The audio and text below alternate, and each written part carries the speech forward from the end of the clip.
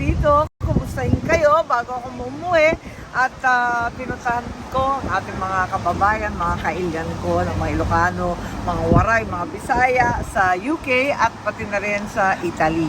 Napakarami po nila at iba't iba yung problema nila. Pero in the meantime, nag-umpisa na tayo magpila ng iba't ibang mga batas sa Senado.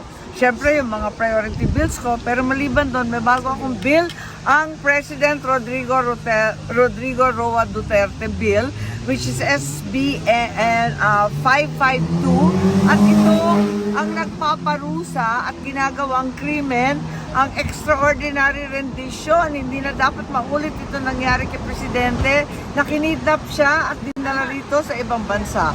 At papatawan natin ng parusa.